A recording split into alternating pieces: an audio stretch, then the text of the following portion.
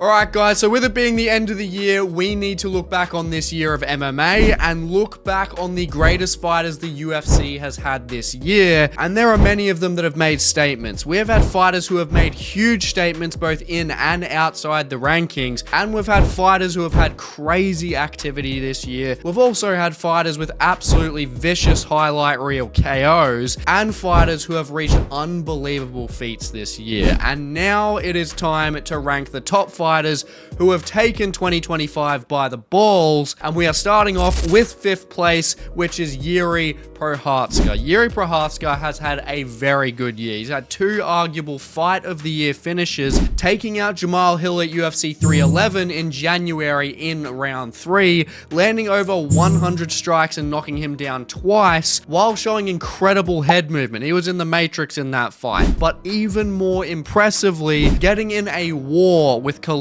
Roundtree at UFC 320, taking him out in round 3 by completely outworking him, dropping him, and taking a second incredible win after facing the Alex Pereira treatment through both 2023 and 2024. I will just say he doesn't get higher on this list just simply due to the quantity of fights and the fact that there wasn't any title fights or any stakes in there. But with his entertainment value, Jiří Procházka is getting 5th place. Now in at 4th place, we've got Valentina Shevchenko. Now I do think Valentina is a pretty underrated pick for a lot of people as she is a female, but the fact that she is just one of 3 champions to fight and win more than 1 title fight this year, she's definitely deserving of a spot here. Firstly, she beat Manon Fiorot in a very competitive fight at UFC 315, snapped her winning streak as well, and between the both of them, 300 strikes were thrown in that fight, and she did get a knockdown in that fight too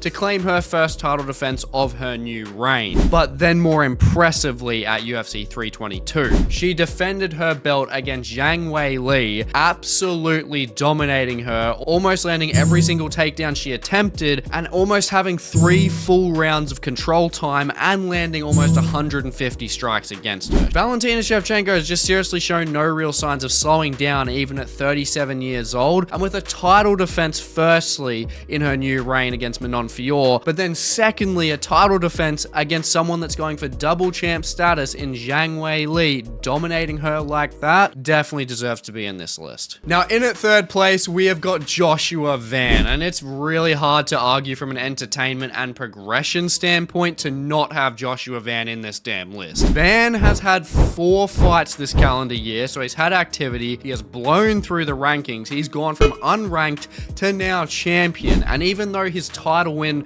wasn't anything to write home about, he still has the title at the end of the day. He made weight, he showed up, he's got that title. But to get to that point, he dominated a fellow prospect in Ray Saruya, 30-27, outstriking him every single round, and did not allow Ray Saruya to use his ground game at UFC 313. But then he put on one of the most entertaining fights at UFC 316, putting on a 3-round striking clinic on Bruno Silva, knocking the dude down 3 times and then taking him out late, which got himself a spot in the rankings. But from there, we go into the arguable fight of the year just a few weeks later at International Fight Week at UFC 317, taking on Brandon Royval in a title eliminator, accumulating over 400 fucking strikes and landing a clean knockdown for the cherry on the top at the end of that fight. But then finally, for his 4th fight, obviously we have his fight at UFC 323 for the title against Alexandre Pantoja, who unfortunately did get injured. But as I said, Joshua Van, he trained, he made weight,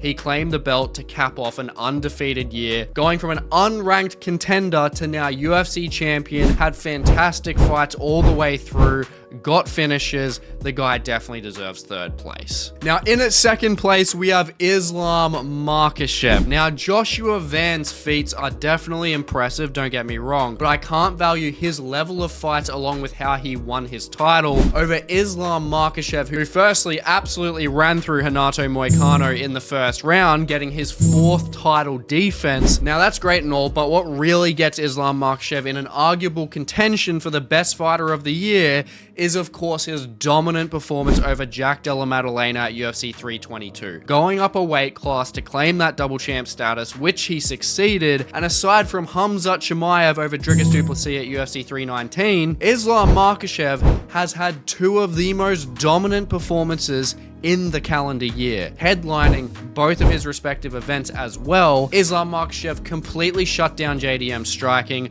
landed 140 odd strikes, and controlled JDM for almost 4 full rounds of a championship fight. Islam Makhachev both defending his lightweight title and securing his legacy in that division, and also realizing his dream of being a double champion without getting a damn scratch on him, as well as equalizing that record of Anderson Silva at 16 consecutive UFC wins, is ridiculously impressive.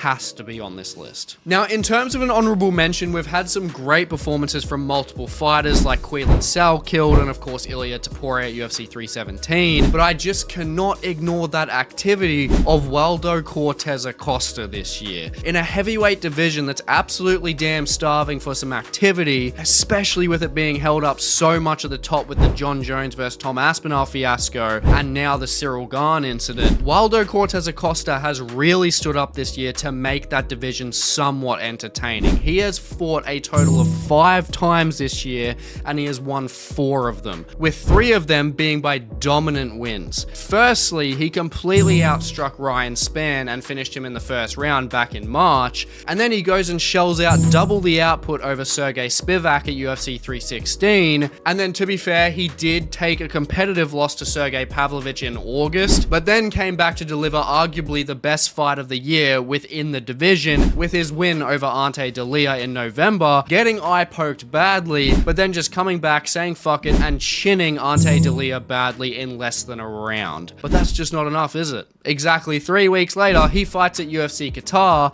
and absolutely dominates, to be fair, the GOAT, Shamil Gaziev, finishing him in less than half a damn round. And now he's got a fight with Derek Lewis in just over a month in 2016. If he continues on this trajectory, a title shot is going to be inevitable for Waldo Cortes-Acosta. Absolutely fantastic activity for him this year in a suffering division at that as well. Definitely deserves an honorable mention. Now, in at first place, you could have guessed it, we have Merab the Machine Dvalishvili. Now, even with UFC 323 not going his way, I just think it's simply a no-brainer that Merab is the best fighter of the year. I mean, he's fought 4 times this year, with every single fight being for the title, and he started off extremely strong and proved a lot of people wrong at UFC 311 as a 3-1 underdog, beating Umar Nurmagomedov by a 48-47 decision. He took Umar Nurmagomedov down 7 times in that fight, out-controlling him,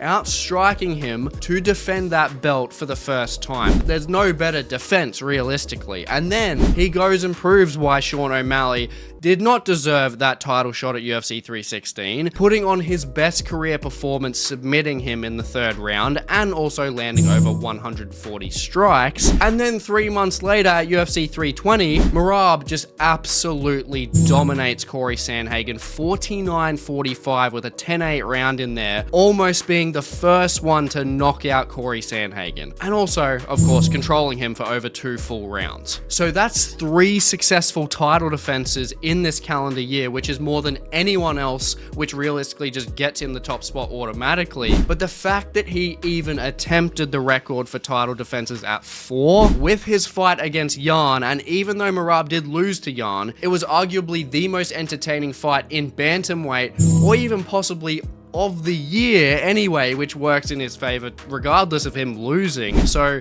with 4 fights, all of them being title fights, all of them at least being entertaining fights, and 3 successful title defenses as the GOAT of bantamweight, Merab Dvalishvili is more than deserved of having the title of Fighter of the Year. Now, obviously, this Fighter of the Year ranking list is just my opinion. Please let me know down in the comments below what your ranking list would be, and if you would change anything in my list, I'd definitely interested to hear your guys' comments.